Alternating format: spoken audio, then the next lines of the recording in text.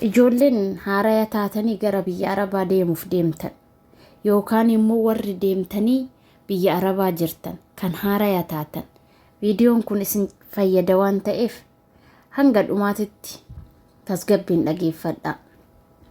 Ashama harka fuune akkam jirtu jaalatamtoota ilmaan Oromoo ani jira alhamdulillah. Har'a waa sadii isinii qabadhee dhufe.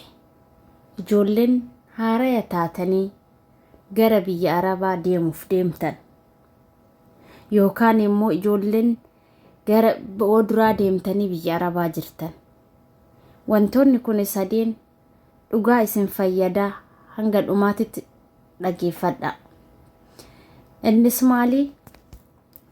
Tokkoffaa ijoolleen haaraya taatanii biyyaa deemtan yookiin warroonni ganaa deemuuf deemtan kun muluun keessan dhugaa isiniin jedha. Wanta amma isinitti himu kanarraa of eegaa, itti fayyadama. Tokkoffaa yaaddoo dhiisa. Inni tokkoffaan wanti ijoollee haaraya gara biyya Arabaa dhufaa jiran miidhaa jiru hin yaaddayuu. Akka badaa cinqamtanii, akka badaa yaaddooftanii, akka badaa stressii keessa seentanii dhugaa dhaboota kanatti rakkina keessan qofas ta'uu dhabuu danda'a, muuxannoo dhabuurra ta'uu danda'a. Jalqaba gizee biyyaa ba'u namnummaan kamuyyuu wanni inni yaaduu fi wanti nama mudatu garaagarummaa guddaa qaba. Eenyuma birattu garuu ta'us immoo muuxannoo tokko akka kiyyatti osoo biyyaa hin baane dura deemne birrii finna jechuun dura biyya Arabaa birrii jira jettanii wanta kana gara tokkochaan yaaduun dura biyya Arabaa akkuma birrii fiddan jettan san wantoonni adda addaa nu mudata, wantoonni adda addaa nu mudachuun isaa hinafu jettanii yaaduu qabdan. Obboleeyyan tiyya abbama fe'e birattu wanta tokko namni bar yoo dalagee wanta kanaa fidaa yoo jedhe waan dalagu san beekuu qabaa miire. Akkasuma biyya Araballee deemuuf yoo deemtan warroonni deemtanii jiraattanillee akkam yaaddanii akka deemtan hin beeku. Akkamitti akka namnillee isinitti himullee hin beeku.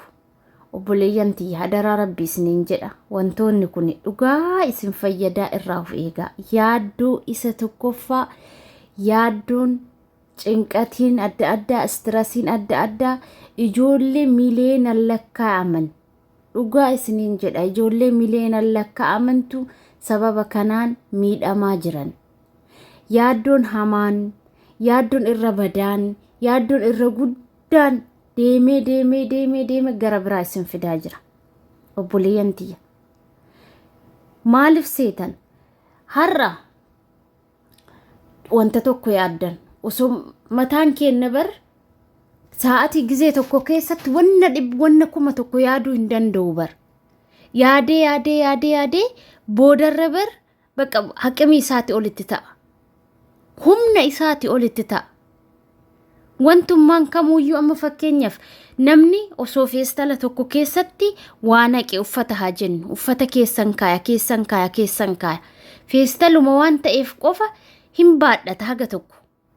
Garuu feestalli sun macarrasharra maal ta'uun isaa hin hafu, dhoowuun isaa hafu. Way gubbarraan citaa, way jalaan citaa, way kaleen citaami. Sammuun ilma namallee akkanuma. Har'as waan biraa itti yaanna, borus itti yaanna. Arillam guyyaa tokko wanta adda addaa yaaduu dhiisati ilmummaan namaa kamuyyuu ka hin yaanne hin jiru. Bargix namnummaan kamuu hin yaada, garuu nu yeroo tokko keessatti yaada 1,000 itti finnaa mataa keenyatti. Obboleeyyan tiyya gaafa mataa kana dhabne bar yaaduu hin dhaabna. Gaafa yaaduu dhiifne bar gaafa wanni tokko dhabameetiin namni bar waa agganaazabuu dhiise maaliif bahe jechuu gaafa dagate. Eessa jira gaafa jechuu dagate.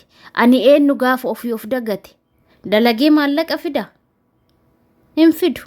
Maaliif seetan manni madaamii ka isin jirtan ka dalaydanii maallaqa irraa argattan suni haga isin fayyaa qabdan, haga isin dhaabbattanii deemtan, haga isin of beeytan isinitti fayyadaman malee odoo isin boota kanatti rakkoon tokko isinirra ga'ee way mucattiitiyaa way harka isii jabaa sanirraa nyaadhee way qulqullinna mana isiin naa qulqulleessite san keessa jiraadhee way mucayyoon tuni bar ilmaan 3 ilmaan 4 naaf guddifte umrii isii gimmaashaan biratti fixxe ay hin badadadha ay haakimi akkana isii fida ay mana yaalaa akkanaatitti isii yaalchisee naa hafayyitu isiniin hin jettu arabni isiniif hima abadan waan akkasii san yaadina obboleeyyantiya abbata ofiif dhaabbata ofiif dhaabbadha warroonni biyyaa baatanii dhugaa yaa jechuuf akka biyyaa bayanii dhufan san nama hin ta'u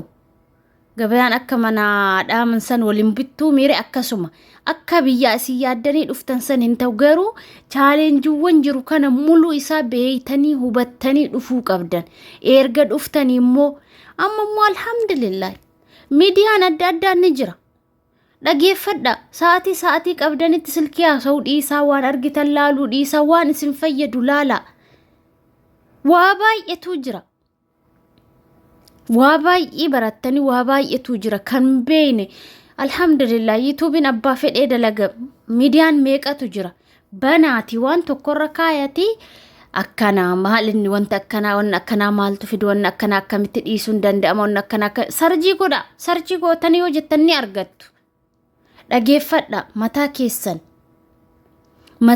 xiqqollee taatu zanaa gochuuf yaada isinitti ulfaattus alaamaa baataniif san haga dandeettan tokko imaxaaraa garuu dursitanii yaadaaf of hin kennina obboleeyyanti yaadaraa isiniin jedha biyya arabaa keessatti ijoolleen akkuma argitan kana mileenan kalakkaayamutu fayyaa dhabee sammuu dhabee mataa dhabee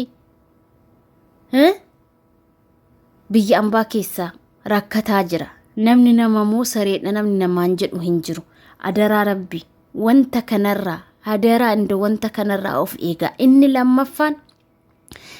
lammaffaan inni guddaan boqonnaa godha mana keessa jirtan san keessatti boqonnaa gochuuf yaada baqa yaaluu qabdan boqonnaa yoo harka argattan ta'e mataan keessanis qaamni keessanis inde boota isin yaaddan boota isin akka odoo dalaydan osoo yaaddan osoo cinqamtan boqonnaa hin qabdan taanan tahafteeyyuu rakkina guddatu isinirra ga'uu danda'a kanaafuu boqonnaan isa guddaadha nu akkamitti osoo dalaynu boqonnaa goonaa eessaa fuunaa maa qalladdinaan jechuu dandeettan hin qalladu obboleeyyantii sa'aatii itti boqonnama xiqqishuu qabdu sanitti seeran fayyadame obboleettitiya sa'aatii misaa nyaatanii geessanii yookiin immoo asraan booda sa'aatii boqonnaa wayin dhabdu hin qabda garuu yeroo siif kennamtu san obboleettitiya waan argite laalurraa gara argite bilbiltee wanta argite haasuuftee mataa of dhukkubsurraa dhiisi anumatu isiniin jedhe raftii godhi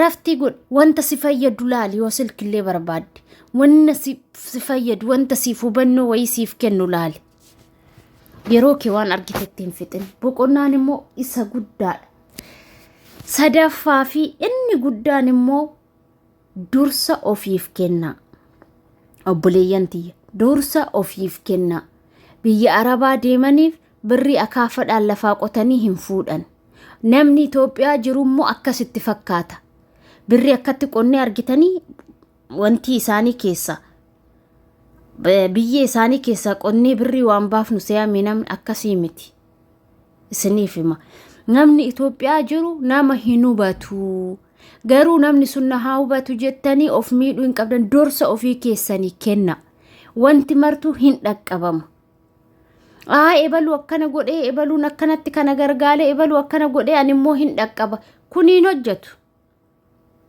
boru dhaqqabdee ofii keetii dalagatu kee maalin waastinaa qabda obboleettiti meenaaf himi boru waan tokko dalaydee itti fayyadamuu keetiif waastinaa tokkoyyuu hin qabdu ati kabeeytu har'a malee obboleeyyan kiyya kabeeynu num hundu keenyayyuu kabeeynu har'a malee boruu miti boru guyyaa kenna miti boru akkatitti oollu boota itti oollu sarrabbitu beeka garuu rakkattanii asii deemuu dandeettan jaratanaa wal dhabdaniitiin hin kaatanii harka qullaa galuu dandeettan rabbiin godhini dhukkubsattanii deemuu dandeettan rakkoo adda addaatu jira way wantas chaggarin way wanta tamtaman akka gara biyya deebita way uumame deemuu dandeettan.